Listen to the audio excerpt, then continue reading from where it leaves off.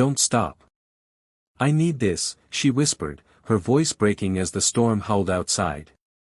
But this wasn't about love, it was about survival, grief, and a secret buried deep in the desert dust.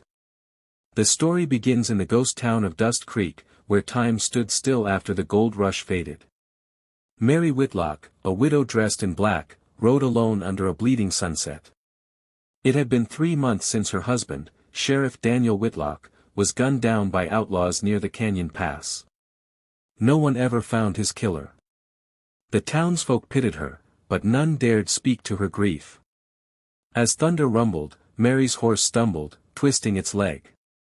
Stranded in the storm, she spotted a faint flicker of light in the distance, a cabin hidden among pines. She knocked. The door opened to reveal a tall man in a weathered hat, Eli Mercer, a lone cowboy with eyes that hid both pain and kindness. "You shouldn't be out in this weather, ma'am," he said quietly. "My horse is hurt," Mary replied, shivering. I had nowhere else to go." He nodded, stepping aside. The cabin smelled of pine smoke and loneliness. As the storm raged, Eli offered her stew and a blanket. The silence between them was thick, both carried ghosts. "You live here all alone?" she asked. "Sometimes that's the only way a man can live with himself," he said softly. A wind gust blew open a shutter.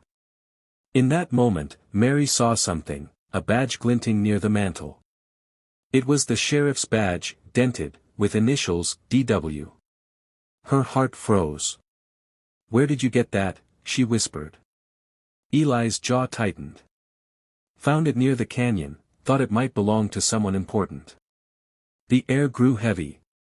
Mary's mind spun, was this man involved in her husband's death? Eli spoke first. "I didn't kill your husband, Mary." Her breath caught. "You knew who I was." Everyone in Dust Creek knew Daniel Whitlock. "He was a good man, and I failed him." Eli revealed the truth, he'd been Daniel's deputy. When the outlaw gang came, Eli froze. One moment of fear cost Daniel his life. He had left town in shame, hiding in the woods ever since. Mary's tears fell silently. "So all this time, you've been punishing yourself." "Don't stop me," he said, turning away. "You deserve better than a coward like me." She stepped closer, gripping his arm. Her voice cracked, "Don't stop. I need this, I need to forgive you before this grief kills me too." Their eyes met, not in desire, but in absolution. Mary stepped outside, breathing the cold morning air. Her horse, patched and ready, stood waiting. Eli came out behind her, hat in hand. "You heading back to Dust Creek?" he asked. "Not yet," she said.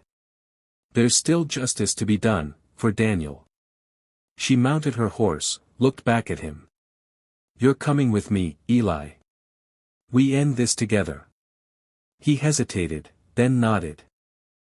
As they rode off toward the sun-scorched town, the wind carried the sound of hope, and perhaps, the first note of forgiveness the West had heard in years. Sometimes the wildest storms don't come from the sky, they come from inside the heart.